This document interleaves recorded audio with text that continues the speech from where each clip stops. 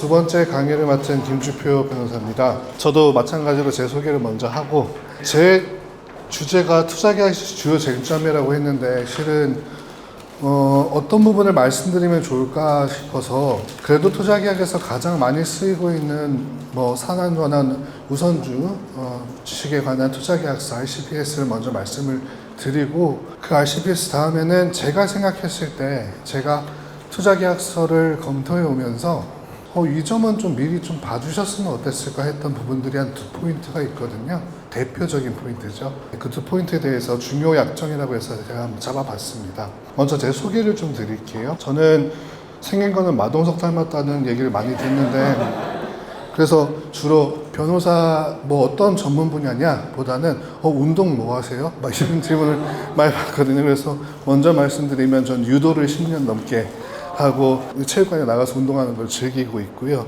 운동을 좋아하다 보니까 너무 그런 소리를 많이 듣고 있습니다. 변호사 맞냐? 이런 소리 많이 듣고 있는데 변호사 맞고, 저는 예전에 첫 사회생활을 제일기획에서 시작을 했습니다. 그래서 제일기획 PR 쪽에서 글로벌 PR에서 근무를 했었고, 그때 맡은 업무는 브랜드 아이덴티티나 아니면은 프레지던트 아이덴티티, 그러니까 주로 리스크 매니지먼트 쪽으로 기업의 어떤 리스크 매니지먼트 반면에서 브랜드나 아니면 대표이사 쪽으로 마케팅과 그 기업 운영과 함께 소구해 나갈지 그런 캠페인을 주로 하다가 생각했던 게 있어서 변호사를 공부하기 시작했고, 처음에 이제 아무것도 모르는 상태에서 학교에 들어가지 않았습니까? 근데 좀 마음에 드는 과목이 두 가지가 있는 거예요. 뭐가 마음에 들었냐면은 첫 번째로는 회사법. 회사법이 왜 재밌었는지 모르겠어요. 그때까지만 해도 2014년 개정판으로 공부를 했으니까, 제가 이따가 말씀드릴 상한 우선주, 전환 우선주가 개정된 2011년부터 굉장히 많은 급격한 변화가 있었던 법 분야이고요. 지금도 여전히 살아 숨쉬는 것처럼 바뀌는 법 분야입니다. 그래서 그때 당시에 다른 건 좀 쓸데없다라고 생각이 들었는데, 회사법 하나만은 너무나 재밌게 들었고, 마침 또 저희 학교에서 우리나라 회사법 최고의 석학이신 교수님이 계셔가지고 그분의 영향을 많이 받아서 회사법을 재밌게 공부를 했었고, 그 다음에 좋아하는 거는 형사법입니다. 형사법은 공부하면 공부할수록 참 어떤 한 사람의 운명을 좌지우지할 수 있는, 너무나 그 피고인의 어떤 형사 혐의를 받는다라는 것은 너무나 큰 일이고요, 그 사람에게는. 그래서 그때 조금이나마 내 노력이 그 사람에게 도움이 될 수 있다는 점이 매력적이어서 회사법과 형사법을 로스쿨에서 아주 재밌게 공부하고 2016년부터 개업을 해서 지금까지 근무를 해오고 있습니다. 결국 그 RCPS라는 것은 리디머블, 그러니까 상환주, 컨버터블, 전환주, preference, 우선순위를 가진, 그리고 shares, 주식을 의미합니다. 그러니까 결국 많은 성격을 가진 RCPS에서 모든 대부분의 스타트업의 투자 계약은 RCPS로 이루어집니다. 대략 한 80% 이상의 계약이 RCPS로 이루어지고요. 그럼 여기서 제가 한번 질문을 좀 드리면, 그럼 과연 RCPS로 회사가 이제 투자금을 유치하지 않았습니까? 그렇게 되면 그 투자 유치한 부분은 자본입니까? 아니면 부채입니까? 예, 아주 바로 질문이 대답이 잘 나오셔가지고요. 부채 맞습니다. 근데 부채가 실은 회계 기준에 따라서 조금 달라지는데, 지금 KIF 그 국제 회계 기준에 따르면 실은 정확히 RCPS는 부채로 보고 있습니다. 그런데 아주 대표적인 케이스가 하나 있었죠. 토스 사례.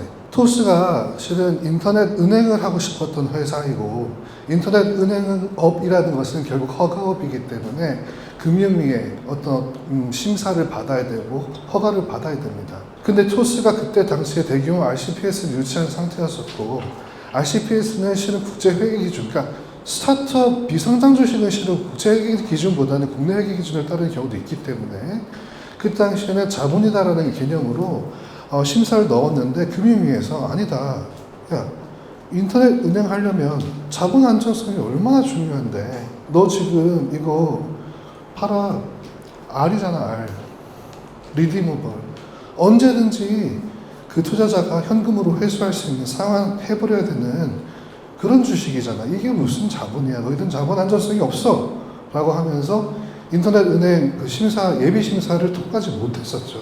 그때 토스가 어떻게 했습니까? 모든 주주를 찾아가서 다 설득했어. 지금 우리 회사는 이런 비전이 있고, 인터넷 그 은행업에 지금 빨리 선두 깃발을 꽂아서 앞으로 더 밸류에이션을 통해서 나아가야 되는데, 실은 우리 금융위에서 R을 자꾸 우리가 이제 부채라고 보다 보니까 자본 안전성이 떨어진다.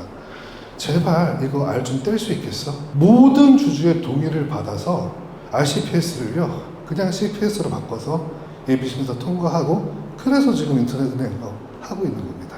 대부분의 스타트업의 투자 계약서의 기본이 되는, 그래도 뭐 초반 엔젤 투자할 때는 다 보통 주식 계약서를, 보통 주식 투자 계약서를 합니다만은, 보통 주식 계약서도 뒤에 이해관계인에 관한 특약이 많이 붙으면 붙을수록 RCPS보다 훨씬 더 압도적입니다. 그래서 예전에 제가 투자 계약 가지고 강의를 할 때는요, 대표님들한테는 죄송해요 대표님들, 투자 계약 답 없는 것 같아요. 그렇게 말씀을 많이 드렸어요. 그 한 기업의 기업 가치를 핵심, 독보적인 기술이 될 수도 있겠고요. 독보적인 사업 모델이 될 수도 있겠고, 그 사업 모델과 독보적인 어떤 기술의 경쟁력에 따라서 실은 투자 계약의 협상력 자체가 달라지기 때문에, 실은 대표님 제가 아무리 봤을 때는요, 대표님 기술 개발에 힘쓰시는 게 우선인 것 같습니다. 이렇게 많이 좀 원론적인 말씀 많이 드렸었어요. 그래서 결국은 이 RCPS라는 것은 이제 우리 주식 2011년에 상법에 종류 주식 편에 여러 가지 주식이 들어왔습니다. 그러니까 이익 배당을 함에 있어서 우선적으로 받을 수 있는 주식, 그리고 청산할 때 자녀 재산을 분배해 주는데 내가 마치 가압류한 것처럼, 아니면 먼저 등기 담보해 놓은 것처럼 내가 먼저 가져갈게 라고 하는 종류 주식, 그리고 3법 345조의 상환 주식, 그리고 의결권을 배제하거나 없애는 종류 주식, 상법 제346조의 전환 주식, 그리고 이 모든 것을 짬뽕해서 주식을 만들어도 된다. 근데 여러분들 잘 알고 계시겠지만, 제가 시간이 많이 없어서 디테일한 면까지는 말씀 못 드립니다만은, 상환 주식, 전환 주식, 이익배당 자녀재산 우선 주식, 이런 거 만들 때 분명히 다 정관에 정하는 바가 있어야 되는 걸 알고 계시죠? 그죠? 나중에 실은 이러한 방법들이 왜 나타났냐. 주식, 밸류에이션, 한 주당 인수가 해가지고 그냥 교환해서 기다렸다가 밸류 크면은 나중에 현가로 하고 엑시트하면 되지 않느냐. 근데 그게 그렇게 간단한 얘기가 아니지 않습니까? 회사라는 것이 어떻게 변할지 모르고, 실은 요새는 대표 리스크 하나만으로도 무너지는 게 회사 스타트업 현 실상인데요. 그렇지 않습니까? 대표이사의 음주운전, 이것만 가지고도 무너지는 회사가 많습니다. 제가 자문하는 대표님들한테는 아직까지 7, 8년 동안 쭉 자문을 해낸 대표님들이 계신데, 전 진짜 이건 농담을 안 하고 존경한다고 그래요. 어떻게 하루하루 그 배틀을 버티세요? 저는 못합니다. 저는 간접경험으로 부족합니다. 이렇게 막 얘기를 해요. 이제 이것을 모두 짬뽕할 수 있는 것이 이제 저희 2011년 개정상법의 종류 주식들인데, 왜 나왔냐?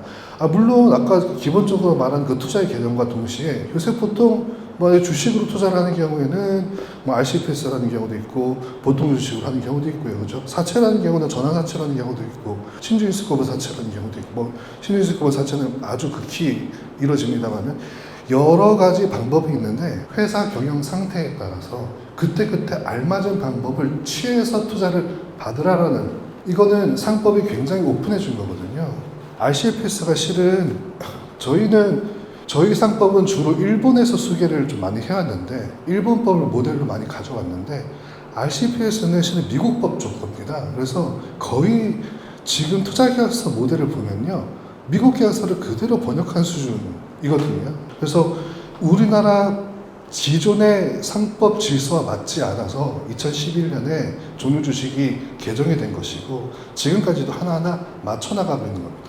나도 회사법을 좋아하니까 기업 자문을 할 거야 하면서 어떻게 기회가 돼서 중소기업청의 청년 창업사관학교라는 곳에 강사로 나가게 됐어요. 그래서 거기에서 인사드리면서 인연을 맺은 스타트업 대표님들과 아직까지도 인연이 이어져 오고 있는 건데, 그때 처음 자문을 할 당시에는 좀 이해를 못했어요. 왜냐하면 제 상식으로 제가 배운 바대로는 이해가 안 되는 겁니다. 아니 주주평등 원칙이 있다면서 어떻게 주주간 계약으로 저주주한테 이러한 권리를 주고 나중에 들어온 저런 권한을 주는데 이게 어떻게 다 유효하다는 거야? 그때 당시는 이해를 못했어요. 근데 지금은 왜 그러냐면 아까 말씀드렸던 일본법에서의 기본을 둔 우리나라 상법이 이 투자계약에 있어서는 미국적 모델을 가져오다 보니까 그걸 맞춰나가는 과정에서 지금도 삐걱삐걱거리고 있고 법원의 판단도 가끔씩은 삐걱거리는 겁니다. 그래서 이제 리디머블인데요. 뭐 제가 한 번에 그냥 이미지로 전달하기 위해서 장표를 구성했고요. 우측 하단이 딱 한 문장입니다. 상환 주식은 주식을 현금으로 바꾸는 개념입니다. 우리 상법은 이 상환을 현금으로 주식을 현금으로 바꾸는 것을 뭐 이제 풋옵션 현금으로 이제 파는 이러한 권리를 상환 주식에서는 제한을 두고 있는데요. 배당 가능 이익이라는 한계를 두고 있습니다. 뭐 배당 가능 이익에서 이 한계를 둬서 이 한계 안에서만 상환권을 행사할 수 있다라고 되어 있습니다. 여기 스타트업 분들이라든지 아니면 지금 한창 밸류를 키워나가는 기업가들 중에서 배당 가능 이익이 발생하는 경우는 그렇게 크지 않습니다. 이익이 발생하거나 그런다면 R&D에 투자하고 뭐에 투자하면서 점점 밸류를 높여나가기 바쁘지 배당 가능 이익을 그냥 두고 있을까요? 그래서 실은 RCPS에서 투자자가 R을 가지고 있다고 하더라도 상환권을 행사하는 경우는 극히 드뭅니다. 저 배당 가능 이익 한계 때문에요. 컨버터블인데요. 이것도 이제 전환할 수 있는 주식입니다. 정관에 어떤 주식이 어떤 주식으로 변할 수 있다는 것을 그 내용과 방법, 절차, 행사 시기 이런 것을 모두 정관에 규정을 놓고 나중에 그것이 필요할 때 사용하라는 겁니다. 근데 이 전환 주식은 언제 사용합니까?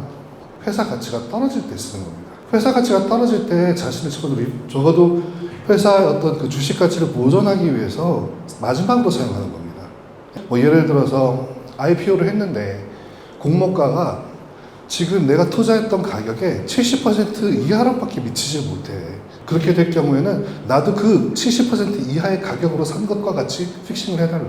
그래서 그 가격으로 다시 추가 주식을 받는 겁니다.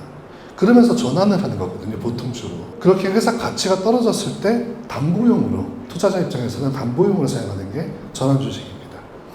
이제 프레퍼런스인데요. 우선 주식, 위너 택시로. 그러니까 이거는 내가 대장주야. 여기서는 너 보통주잖아. 보통주면은 일단은 이익 배당에 있어서 좀 기다려봐. 자녀 재산을 청산하는데 자녀 재산 나눠주는 때도 좀 기다려봐. 라는 권리를 부여하는 좋은 주식입니다. 이것 하나 지금 요새 쟁점이 조금 있는 게 청산 시 자녀 재산에 관한 우선주를 우리 상법은 종료 주식에서 분명히 인정하고 있습니다.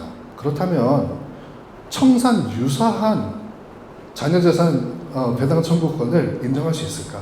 이게 쟁점입니다. 청산 유사가 뭐가 있을까요? 제가 적어놨죠.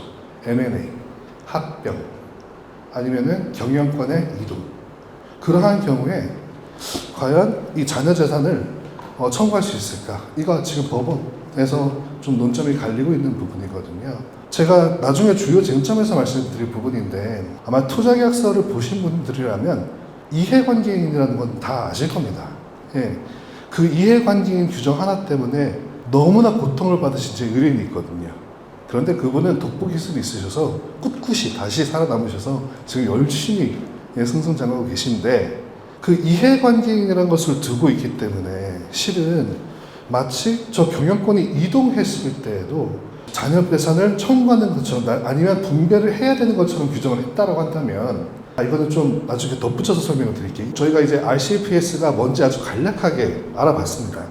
그러니까 RCPS는 여러 가지 뭐 항목이 있고 대부분 40조항 이상으로 다 구성이 되고요. 거기는 여러 조항이 있는데 전반부에는 이제 회사에 대한 어떤 그런 권리 규정을 두고 후반부에 이해관계에 대한 특약을 하는 경우가 많습니다. 2011년에 상환 주식도 들어왔고 전환 주식도 들어왔고 여러 가지 이제 우리가 밸류에이션 그 회사를 경영하면서 이용할 수 있는 투자 이용할 수 있는 여러 가지 권리가 들어왔는데 그렇다면 지금 우리가 계속 사용하고 있는 콜옵션이나 풋옵션이나 태그홀로 동반 매각이나 동반 매도나 다양한 옵션들은 어떻게 평가해야 돼? 왜? 상품의 규정도 없고 굉장히 특이한 약정이고 다 미국에서 왔으니까요. 그때 2015년 금융위에서 대주주 견제 목적으로만 풋옵션을 허용했다가 기타는 또 금지했다가 콜옵션은 아예 금지를 했어요. 콜옵션은 실은 대상 투자 기업에 좋은 것 아닙니까? 이게 어느 정도 확정된 금액으로 다시 주식을 사와서 자기가 필요할 때 자신의 지분을 늘릴 수 있는 거니까. 그렇지 않습니까? 그래서 결국 그 금융위에서의 결론들은 거의 다 허용이에요. 풋옵션도 괜찮고 콜옵션도 괜찮고 태글롱도 괜찮고 다양옵션도 다 괜찮다. 그래서 이제 풋옵션은 대주주 견제 목적으로는 사용 가능하다. 근데 대주주 견제 목적으로 사용하는 풋옵션이요, 바로 제가 말씀드리는 이해관계인에 대한 매수 청구권입니다. 1항 같이 한번 읽어볼게요. 투자자는 투자기업의 다음 각 호의 1에 해당하는 사유가 발견되거나 발생하는 경우 본 계약에 의하여 인수한 주식 및 동주식에 대한 유무상증자 또는 주식 배당 등으로 인해 투자자가 소유하게 된 투자기업의 주식 전부 또는 일부에 대하여 이해관계인에게 매수를 청구할 수 있으며, 이 경우 이해관계인은 투자자의 청구에 따라 이를 매수하여야 한다. 제가 골치 아픈 그 사건 정말 독보 기술이었었고 촉망받는 기술이었었는데 투자자 한 분이 들어왔어요, 회사에. 그런데 그 투자자 한 분이 저희 RCPS는 투자계약서에 동의협의권 있지 않습니까? 지금 혹시 너무 왔다 갔다 하는데 동의협의 다 알고 계시죠? 합의, 협의, consult and consent. 협의라고 계약서에 표현이 되어 있으면은 협의만 하시면 돼요. 저 이번에 스톡 옵션 좀 발행할게요. 주식의 선택권 좀 발행할게요. 협의만 하시면 돼요. 그런데 consent, 합의라는 게 들어가 있다. 게다가 다 서면 동의로 되어 있죠. 자, 그런 식으로 투자계약서 앞에 경영권을 좀 간섭하거나 휘어잡을 수 있는 조항들이 있기 때문에 제 의뢰인께서는 기술이 독보적이었음에도 불구하고 거대 투자자가 잘못된 시점에 들어와서 그때부터 목을 쥐어잡기 시작한 거예요. 그래서 후속 투자를 씨를 말라버렸고 본인의 지분만 키워나가면서 적어도 50%대였던 우리 의뢰인의 주식 지분이 종국에는 17%까지 떨어졌고요. 그분이 60% 이상의 대주주가 되면서 실질상으로 본인이 모든 경영에 참여해서 모든 의사결정을 다 하면서 책임만 이해관계인으로서 우리 의뢰인한테 묻는 거예요. 자, 만약에 그때 그 투자계약서에 경영권 이전의 경우에 관한 특약이 있었다고 한다면 그런 상황은 오지 않을 수도 있었습니다. 정말 허수아비뿐인 대표이사로서 책임만 다 지시고 결국 종국에는 매수 청구권 행사까지 당하셨어요. 왜? 이 매수 청구권 같은 경우에는 그 위반사항이 굉장히 포괄적입니다. 계약상의 의무를 이행하지 않았을 때. 근데 제가 2개밖에 안 썼는데요. 이거 한 10몇 가지, 20가지까지 가죠. 뭐 형사상 혐의를 받았을 때. 그런 식으로까지 들어갑니다. 결국 걸릴 수밖에 없어요.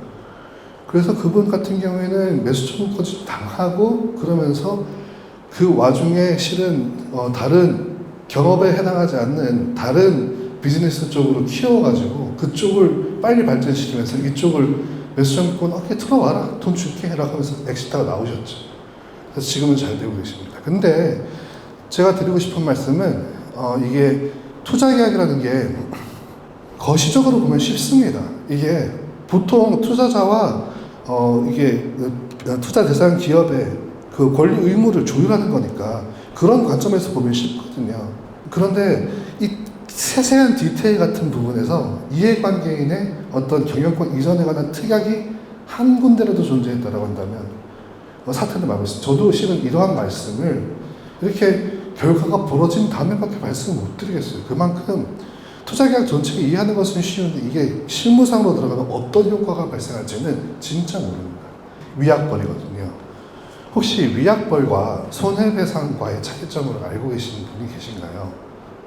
만약에 대표님께서 혹시 이 자리에 계신 분들께서 다른 것은 다 잊으셔도요. 손해배상과 위약벌은 다르다는 것은 꼭 알고 나가셨으면 좋겠어요. 왜? 위약벌이라는 것은요, 손해배상에 추가해서 청구할 수 있는 금액이에요. 보통 계약서에 위약벌로 표기가 되고요.